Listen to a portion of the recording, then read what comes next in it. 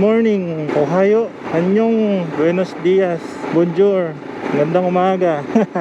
So, medyo nakakatawa tong nangyari sa akin. Today, magde-day ride tayo. Pero actually, galing na kami ron sa pupuntahan natin. So, meron akong footage. Kaso ang problema, nahugot pala yung parang mic adapter. So, ayan, nag-decide ako na pauwi. Ulitin na lang yung naalala ko. Short video lang naman ngayon. Kasi lately, parang minsan kinakain tayo ng mga iniisip natin. Mga kung ano mang problema natin. So, ako, personally, ginagawa ko.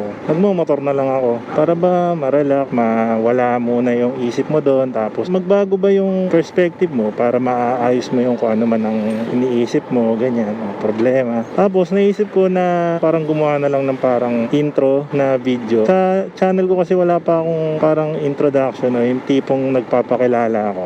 So sa mga hindi pa nakakakilala sa akin, ako nga pala si Rainiel. Minsan, Niel na lang yung iba ang tawag sa akin. Turning 30 na ako ngayon.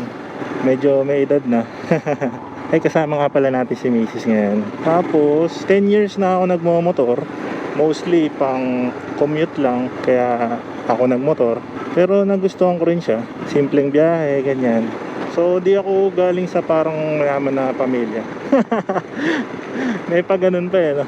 Mga nakikita nyo, I'm proud to say na pinaghirapan ko to. Tinry kong ulitin na lang yung pagsasalita ko sa vlog. Yung tunog ba ng motor, di nyo maririnig.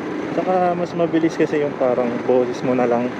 So since intro to, ang ma-expect nyo sa vlog ko more on ayan, camping, adventure, off-road. Minsan may travel vlog or PC building. Nagsimula ako sa channel ko talaga, parang nagbibuild ako ng PC, ganun. Isa rin yun sa hobby ko.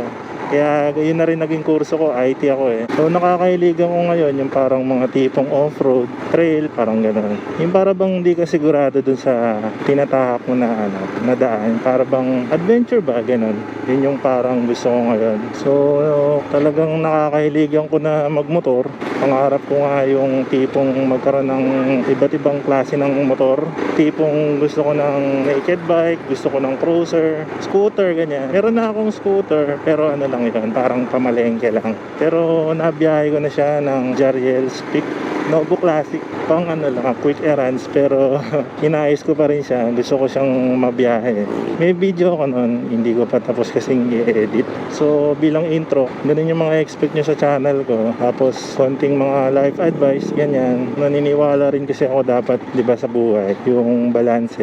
Hindi lang po trabaho, syempre mag-enjoy ka rin dapat sa buhay. So dati kasi madalas ako magmotor kahit mag-isa, pero ngayon kung gusto ko man every week sana makapag-upload, medyo hindi pa tayo pinapayagan ni Mrs. kasi mag-isa.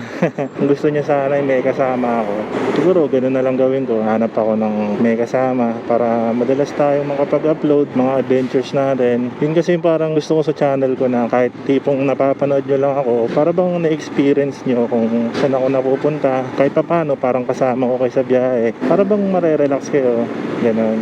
So matagal-tagal ko na rin tong gusto yung pagbablog na gawin. Ngayon lang ako nagsimula kasi ngayon lang tayo medyo nakaluwag-luwag kasi dami rin tayong responsibilities sa pamilya. Minsan kasi parang hirap na tatanong mo na kung di pa ngayon, kailan pa, parang ganun. Ayun, nag-decide na ako na ituloy yung parang gusto kong gawin. So katatapos ko lang panoorin yung vlog ni Aaron Palabyab, 8020 ata yung pangalan ng docu niya, about yun sa FJ Mountain Cross na event dito sa Pilipinas, yung 3 days na may mga checkpoint. So grabe, nakakatuwa. So pag yung mga tao na naghahanap talaga ng adventure riding, asahan mo na dun sila sa event na yun. Pangarap ko rin makasali doon sa event na yon. Sana may mahanap tayong team. Mag-invest naman tayo sa proper training and gears. Ang gusto kong gears ngayon sana yung parang off-road na boot, tapos yung hydro bag. Anytime pwede kang uminom ng tubig. So medyo pricey kasi yung mga yon. Maganda rin mag-invest sa mga ganon. Pag kasi protection, hindi ako nanginayang mag-invest. Daming gastusin, medyo pag nakaluwag na siguro. So yun, sana tingnan natin, malay natin next year makasali tayo. So yung channel ko, yun, ganun, more on camping, travel, off-road, trail. Parang gusto ko kasi tipong pag napanood nyo yung mga videos ko, tipong after long weekend of work, para bang marerelax kayo pag napanood nyo siya. Tipong parang kasama ko kayo sa biyahe. Ganun. So nag-day ride lang kami, kasama ko to si Mrs. Pareho kami libre. Dito lang sa Bulacan, Pug Bikers Cafe. Solid, grabe yung view. Saka masarap yung pagkain. Medyo pricey lang pagkain nila, parang $270. Tapos yung serving di ganun karamihan. Yung view parang yun yung binayaran mo. Ang ganda kasi talaga, ang ganda nga nung pwesto nila eh.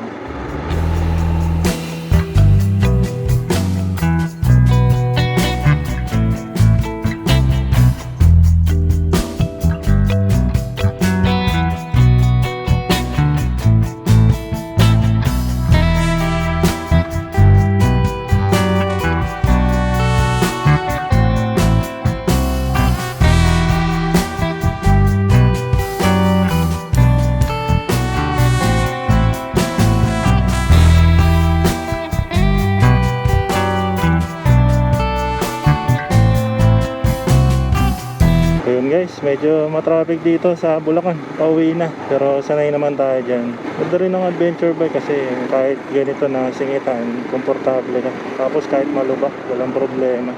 So guys, promise, try kong mag-upload pa ng mas madalas. Gusto ko rin kasi talaga yung nagka-camping o nagka-trail, kung ano mga adventure, naghahanap talaga ako. So kung may alam pala kayo guys, patulong naman, pa-comment na lang sa ibaba. Nahirapan ako maghanap eh, wala akong alam talaga masyado. Meron akong nakita, para siyang abandonado na dam sa may Rizal. Kalimutan ko yung pangalan eh. Tapos may isa naman, Kaibungan ata, basta falls siya, parehong maganda yung trail. Ang saya kasi pag pumupunta ka sa ganun, para bang kahit tipong di mo kabisado yung adventure ba, mahirapan ka man o hindi, masaya. Kasi lalo pag natapos mo siya o nakauwi ka, ang dami mong maikikwento, parang gano'n. Gusto ko pala magpasalamat doon sa tropa ko, si paring Elvin. Shoutout sa'yo pare, thank you dito sa binigay mo sa akin na to. Pinamana mo sa akin na bracket ng hima niya. Nagpalit na kasi siya ng parang pangarap niya talaga na cruiser type na motor. Thank you ulit pare, laking tulong. So guys, NLEX na tayo. NLEX na tayo pa medyo pagod na eh.